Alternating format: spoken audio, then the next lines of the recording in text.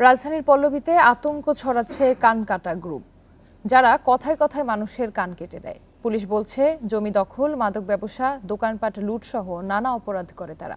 কানকাটা গ্রুপটি চালায় একাধিক মামলার আসামি ডাসা শরীফ ও তুহিন মিয়া, আর তাদের নেতৃত্ব দেয় শহীদুল ও পিন্টু। এরই মধ্যে ৩ জনকে আটক করেছে পুলিশ।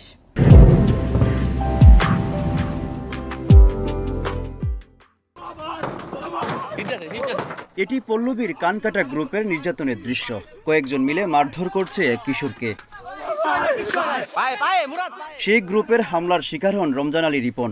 গত 2 মে রাতে পল্লবীর বাউনিয়াবাদে বাসার সামনে বসেছিলেন তিনি। কোনো কারণ ছাড়াই তার কান কেটে দেয় গ্রুপটি। অতীতে কোনো ধরনের দ্বন্দ্ব ছিল না, কোনো কিছু ছিল না। হঠাৎ করে দেখেই ডাসা শরীফ আমার উপর আক্রমণ করে। কানকাটা গ্রুপের নির্যাতনের সাক্ষ্য দিলেন ক্ষুদ্র ব্যবসায়ী রাফি। 2 মে তারও কান কেটে দেয় সন্ত্রাসীরা।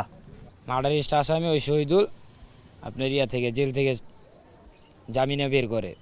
যদি কেউ এসে বলছে ভাই এটা আমার একটা ভালো লোক, ভালো কর্মী, ওরে দিয়ে কাম হইব, ওই গিয়ে ওই মার্ডারের আসামিটাকে জেল থেকে ছাড়ায়।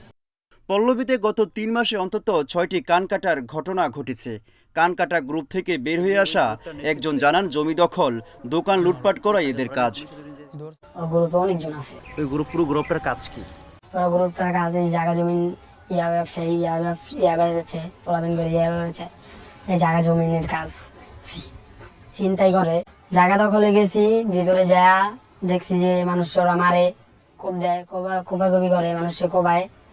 অনুসন্ধানে বেরিয়ে এসেছে মাঠে কানকাটা গ্রুপের নেতৃত্ব দেয় শরীফ ওরফে ডাসা শরীফ ও তুহিন মিয়া। তারা পল্লবীর আলোচিত শাহিনউদ্দিন হত্যা মামলার আসামি।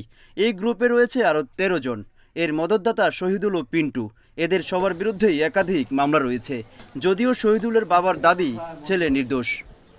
একের পর এক করে মামলা দিতেছে, মিথ্যা মামলা। রোজার ভিতরে মনে করেন 2-3টা মামলা দিচ্ছে ওরে। পুলিশ বলছেন পল্লবীতে আতঙ্ক সৃষ্টি করতে কান কেটে দেয় এই গ্রুপটি।